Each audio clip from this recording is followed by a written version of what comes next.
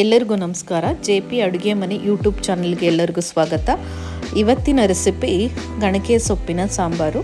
ಇದು ಮದುವೆ ಜೊತೆಗೆ ಮತ್ತು ಅನ್ನದ ಜೊತೆಗೆಲ್ಲ ತುಂಬಾ ಚೆನ್ನಾಗಿರುತ್ತೆ, ತುಂಬಾ ರುಚಿಯಾಗಿರುತ್ತೆ.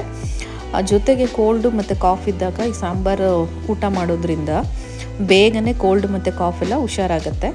ಸೊ ಇದನ್ನು ಮಾಡೋದು ಹೇಗೆ ಅಂಥೇಳಿ ಇವಾಗ ಹೇಳ್ತಾ ಹೋಗ್ತೀನಿ. ಇದಕ್ಕೆ ಬೇಕಾಗಿರುವಂಥ ಇಂಗ್ರೀಡಿಯೆಂಟ್ಸು ಬಂದು ಇಲ್ಲಿ ನಾವು ಒಂದು ಕಂತೆಯಷ್ಟು ಗಣಕೆ ಸೊಪ್ಪನ್ನ ತೆಗೆದಿಟ್ಕೊಂಡಿದ್ವಿ. ಇದನ್ನು ನೀಟಾಗಿ ಕ್ಲೀನ್ ಮಾಡಿಕೊಂಡು ತೊಳೆದಿಟ್ಕೊಂಡಿದ್ವಿ. ಕಟ್ ಮಾಡಿ ಬೇಕಾದರೂ ಇಟ್ಕೋಬೋದು ಅಥವಾ ಹಾಗೆಯೂ ತೊಗೋಬೋದು. ಸೊ ಇದನ್ನು ರೆಡಿ ಮಾಡಿ ಇಟ್ಕೊಂಡು ನಂತರ ನೋಡಿ ಇದರ ಜೊತೆಗೆ ರುಬ್ಕೊಳ್ಳೋಕ್ಕೆ ಅಂಥೇಳಿ 4ರಿಂದ 5 ಸ್ಪೂನಷ್ಟು ಹಸಿ ಕಾಯಿ ತುರಿ ಇದೆ.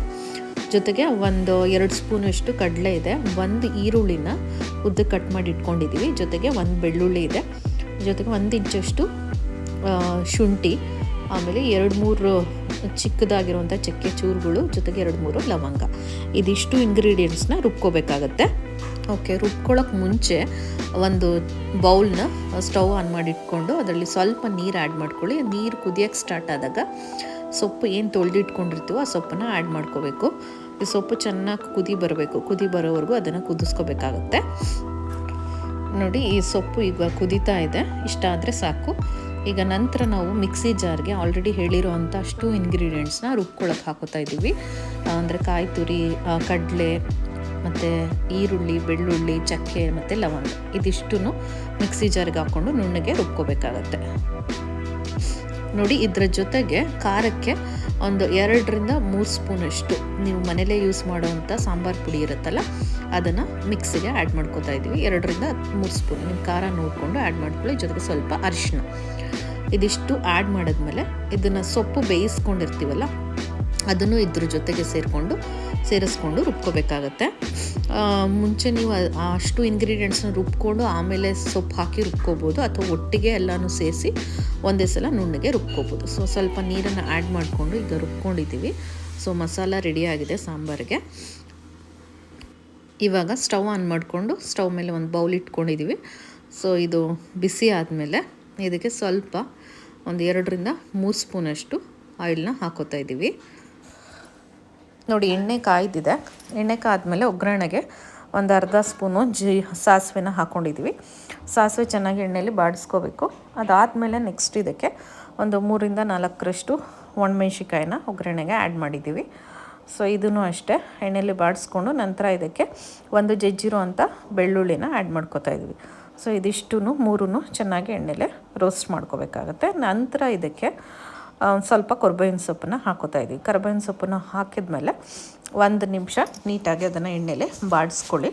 ಸೊ ಇದು ನೀಟಾಗಿ ಎಣ್ಣೆಲಿ ಡ್ರೈ ರೋಸ್ಟ್ ಆದಮೇಲೆ ಅದಕ್ಕೆ ರುಬ್ಬಿರೋವಂಥ ಮಸಾಲಾನ ಆ್ಯಡ್ ಮಾಡ್ಕೋತಾ ಇದ್ದೀವಿ. ಸೊ ಈಗ ಮಸಾಲಾನ ಬೌಲಿಗೆ ಹಾಕ್ಕೊಂಡಿದ್ದೀವಿ. ಇದ್ರ ಜೊತೆಗೆ ನೀರನ್ನು ನೋಡಿಕೊಂಡು ಕನ್ಸಿಸ್ಟೆನ್ಸಿ ನೋಡಿಕೊಂಡು ನೀರು ಹಾಕೋಬೇಕಾಗತ್ತೆ. ಸೊ ಎಷ್ಟು ಬೇಕೋ ಅಷ್ಟು ಮಸಾಲಾನ ನೋಡಿಕೊಂಡು ನೀರನ್ನು ಆ್ಯಡ್ ಮಾಡ್ಕೊಳ್ಳಿ. ಇವಾಗ ನಾವು ಸ್ವಲ್ಪ ನೀರನ್ನು ಆ್ಯಡ್ ಮಾಡ್ಕೊಂಡಿದ್ದೀವಿ. ಇನ್ನೂ ಬೇಕಂದರೆ ತೆಳು ಬೇಕಾದರೆ ನೀವು ನೀರನ್ನು ಆ್ಯಡ್ ಮಾಡ್ಕೋಬೋದು.